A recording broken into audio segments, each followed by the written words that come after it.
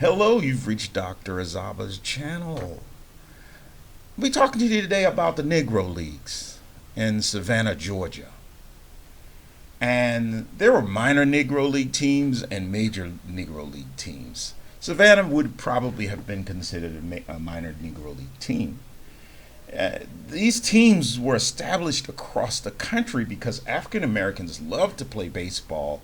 However, they were barred from playing baseball in the white league, the National Baseball League. They actually drew up a document called the Gentleman's Agreement to bar black players in the league. It was not, and this was in the 1860s. You got to think the Emancipation Proclamation was in 1865, and I think baseball leagues began to form in 1867. And so it wasn't until the 1920s when the Negro League was formulated. Now, Savannah was a hub for African American culture and commerce, which made it a natural home to have a Negro League. Now, the most popular team was called the Savannah Bears.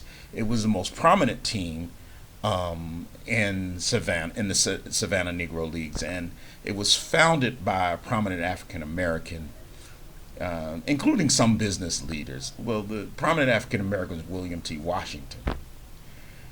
And one of the major stadiums in the Negro Leagues was a place called Sportsman's Park.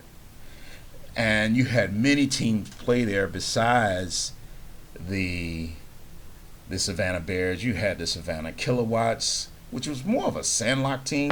You had, and they were sponsored by the electric company in Savannah, the Savannah Black Sox, and a host of other people playing.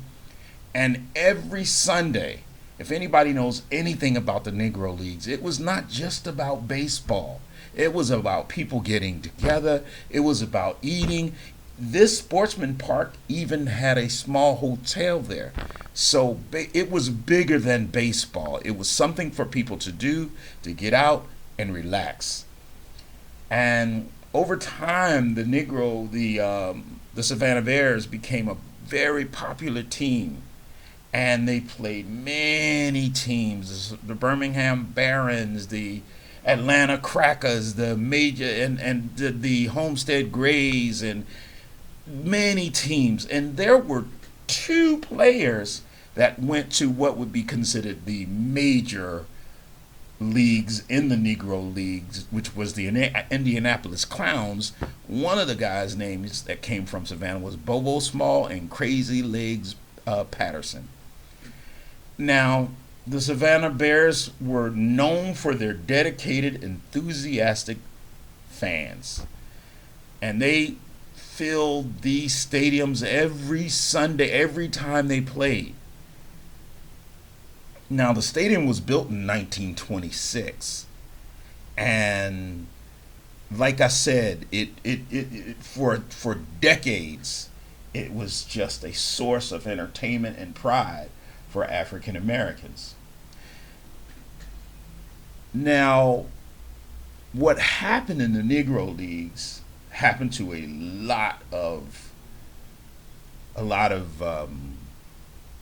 baseball Negro League stadiums and players, because they began to integrate into Major League Baseball in the 1940s and 50s. It began to go into a decline across the nation. And there was a guy with the specific stadium that I'm talking about, which was Sportsman Park. There was a guy who owned it, who inherited from his dad. And he talked about all the things that were going on and how they sold food and things of that nature. And then there's the big interstate that came in the late 60s or early 60s or something like that. And it kind of blocked off the entrance to Sportsman Park, and it went into decline. However, there's something like a game like baseball that children would play called half rubber in Savannah. And part of it was because they may not have had the playing room, and to minimize the risk of breaking windows as well as damaging cars. And the idea was they could play baseball and practice baseball, and many people learned how to play half rubber before they learned how to play regular baseball. But the idea was that if you could hit that half, you get this ball, rubber ball, and cut it in half.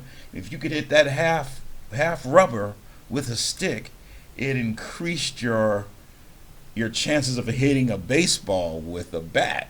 It really helped with your hand-eye coordination. Now, the Savannah Negro Leagues was an important part of the African community during the 20th century. The Savannah team, Savannah Bears, and many other teams that provided a force and pride and sense of community for African Americans throughout the city. Now, this park was demolished in 2018, and the land was sold. Now, there is some Negro League baseball museums across the nation, and if you guys have not been able to see some of the jerseys and the hats and the names, you should check those out. They have some wonderful names and jerseys and colors and things and stories. Now, this guy here is Bobo Smalls. He ended up going and playing for the Indianapolis Clowns, which was a major league team. When I say major league, I mean the major league Negro League team. So thank you for listening, and have a wonderful day.